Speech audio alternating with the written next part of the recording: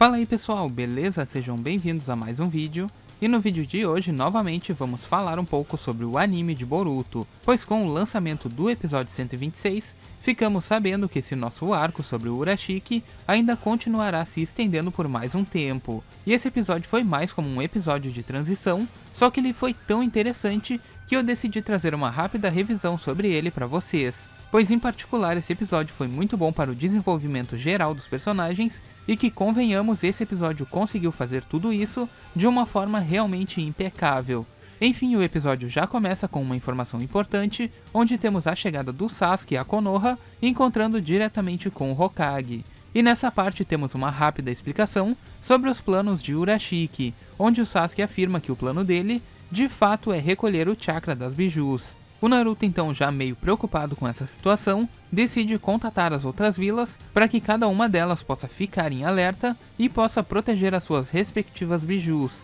E assim como eu já tinha mencionado em um dos últimos vídeos, o Urashiki de fato pretende juntar o chakra das bijus para dar continuidade ao seu plano, porém ainda não sabemos ao certo o que de fato é realmente o plano dele. E como eu tinha mencionado antes, devido a esse suposto objetivo dele, as chances dele almejar obter o Senjutsu dos 6 caminhos é muito grande até o presente momento. Porém existe um pequeno detalhe escondido dentro desse episódio que pode revelar o que de fato esse Otsutsuki pretende juntando o chakra das bijus. Porém a gente vai falar um pouco mais sobre esse ponto mais adiante nesse vídeo. Enfim, após essa explicação, é que o clima realmente começa a esquentar entre a Kitsune e o Tanuki, onde a Kurama começa a provocar o Shukaku de uma forma completamente hilária, mandando várias piadinhas e indiretas sobre o Shukaku estar preso naquela chaleira, mostrando assim que mesmo após o período da guerra, a rivalidade entre os dois ainda continua, com provocações e alfinetadas vindo dos dois lados. Enfim, após isso, o Naruto decide levar o Shukaku para casa para que ele possa ficar em segurança sob a proteção do Hokage. Chegando lá, uma das cenas que eu já imaginava que aconteceria desde o começo desse arco acabou se concretizando. A cena em que a Himawari vê o Shukaku e acaba confundindo ele com aquela pelúcia que a gente viu durante a adaptação de Naruto Shinden, fazendo assim uma referência muito bacana em um dos momentos mais divertidos desse episódio. Definitivamente não há como descrever essa cena entre a Himawari e o Shukaku, pois simplesmente ela é muito fofinha. E após essa cena, a família Uzumaki se reúne na sala de casa, onde o Boruto demonstra uma certa curiosidade sobre as bijus, perguntando então para o Naruto quantas delas existem e como são as suas personalidades. Então, depois de muito tempo sem termos essa interação entre pai e filho, o Naruto decide explicar um pouco sobre as bijus, revelando então que a fonte do seu enorme poder é de fato a biju de 9 caudas. O Naruto também explica que, assim como ele, existiram outros Jinchurikis espalhados por aí, assim como o Gaara, o Ubi e também o Yagura. E aqui também temos um ponto interessante, que é quando a Himawari menciona que se o Naruto possui a Kurama, ela também queria conhecê-la um dia. O Naruto então explica para ela que a Kurama está sempre dormindo. E isso é um ponto importantíssimo quando mencionamos as transformações do Naruto, pois a sua sincronia com a biju está sempre inativa. E mesmo quando o Naruto utiliza a transformação da Kurama, quando não há interação com a mesma, significa que ele não está no modo Kurama, pois simplesmente a biju está dormindo boa parte do tempo, até o momento em que seja necessário seu auxílio e a sincronização para utilizar a transformação completa da biju. Enfim, sabendo disso, podemos supor que o que acontece aqui é que, assim como a gente viu durante o início da guerra, quando o Naruto derrotou a Kurama pela primeira vez, o Naruto roubou o chakra da biju e armazenou esse chakra em outro local, para que ele então pudesse ter acesso livre ao chakra da biju que ele tinha separado, sem depender então de enfrentar a Kurama outra vez, tendo uma reserva de chakra enorme para usar durante a guerra sem depender do auxílio da biju. Em outras palavras, essa reserva supostamente ainda existe e é concedida pela própria Kurama, e permite ao Naruto entrar no modo MK1 sem precisar acordar a biju que está sempre dormindo. Isso explica o que a gente viu no mangá, quando o Naruto se transforma para intimidar o Kawaki, e também durante a luta dele contra a Delta, onde a interação entre o Naruto e a Kurama é absolutamente zero, pelo simples fato de que ela possivelmente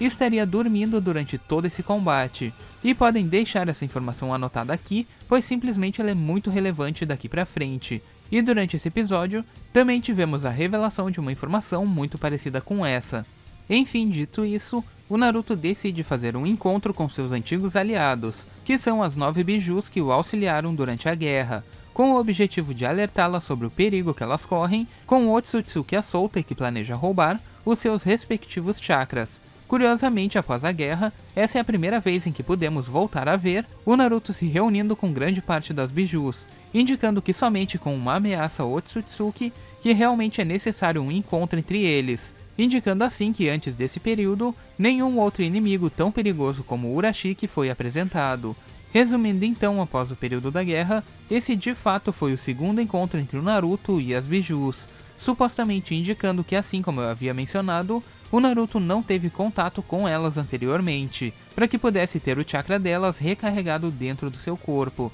sendo esse então mais um pequeno motivo para ele nunca mais ter usado o Senjutsu dos 6 caminhos até o presente momento, justamente por não haver uma ameaça forte o suficiente para que esse encontro fosse necessário. Enfim, além disso, com esse encontro temos mais um pequeno problema para o Naruto voltar a obter o Senjutsu dos 6 caminhos, que é a confirmação de que algumas bijus simplesmente decidiram não se reunir, mesmo com uma ameaça Otsutsuki à solta e apresentando um enorme interesse em roubar o chakra delas. Portanto, mesmo assim, algumas delas simplesmente cagaram para a reunião, como foi o caso das bijus de 2, 5 e 7 caudas, além do fato do Shukaku não querer se reunir, pois ele viraria chacota para as outras bijus, estando nesse estado atual. Enfim, sabendo disso, só pelo simples fato de que algumas das bijus não queiram se reunir com uma ameaça desse tipo à solta, significa que o Naruto não pode recarregar o chakra das bijus, que eram capazes de sustentar o seu manto utilizado na guerra.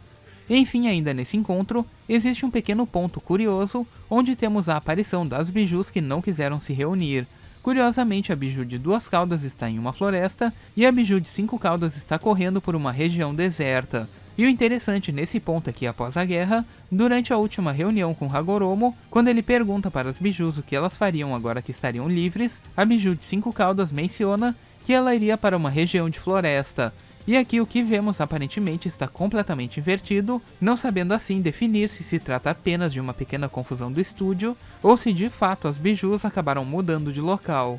Após isso então, temos alguns pequenos diálogos entre o Naruto e a Kurama, onde a Kurama diz ao Naruto que agora ele realmente é um pai de verdade. O Naruto então se lembra de alguns momentos que vimos durante a OVA do dia em que ele se tornou Hokage, onde o mesmo acaba se lembrando do momento em que a Himawari se enfureceu com o Boruto e acabou derrubando tanto o Naruto quanto a Kurama com apenas um único golpe. O Shukaku então por coincidência acaba ouvindo essa conversa e decide investigar um pouco mais sobre esse ocorrido, para que então ele possa usar essa história como argumento para então poder zoar a Kurama dali pra frente. Após isso, no dia seguinte, a família Uzumaki se reúne para um passeio em família, e por precaução o Hokage leva o Shukaku junto, para mantê-lo protegido de qualquer inimigo. Nesse momento então, o plano do Shukaku nada mais era do que andar colado na Himawari para que ele pudesse descobrir como foi que ela derrotou o Naruto e a Kurama sozinha. Ele acaba criando então um plano de distração para acabar ficando sozinho com ela,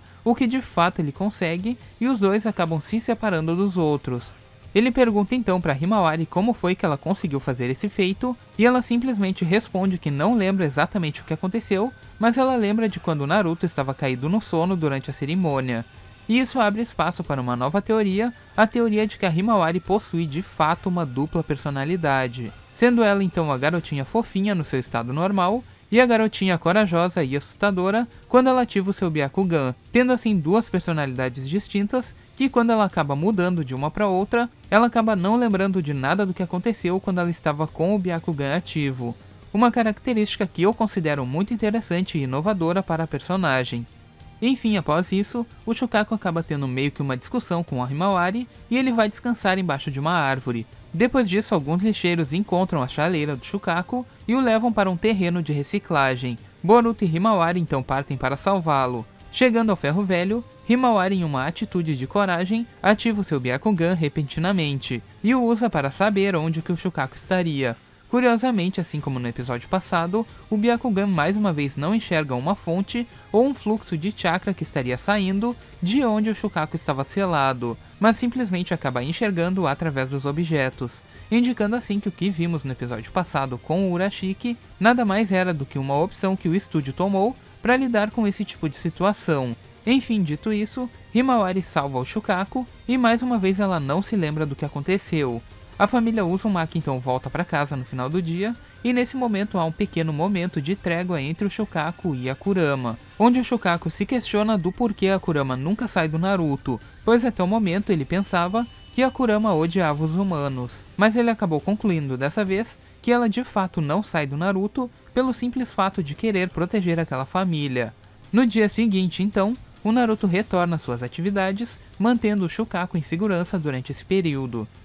Enfim pessoal, esse foi um resumo do episódio, com alguns detalhes bem interessantes, e apesar dele ser de fato um episódio de transição com momentos de Slice of Life, esse foi de fato um dos melhores episódios que eu já vi desde o começo de Boruto, mostrando assim que um episódio pode ser muito bom, sem ter momentos de saudosismo, batalhas ou revelações, além do fato de termos algumas referências a Naruto Shinden e também do período atual do mangá, pois parece que esse episódio serviu para Kurama poder dar um adeus temporário a todo mundo, e poder zoar um pouco seu arquirrival que estava selado naquele estado, pois atualmente parece que o jogo acabou virando, e de fato quem está selado atualmente é ela e também o Naruto. Dito isso, esse foi de fato um episódio muito gostoso de assistir, com uma pequena pitada de comédia e informações interessantes sendo reveladas indiretamente. E por falar em informações interessantes, quando a família Uzumaki está em seu momento de lazer, em um telão no centro de Konoha, temos uma mensagem bem interessante sendo passada nele,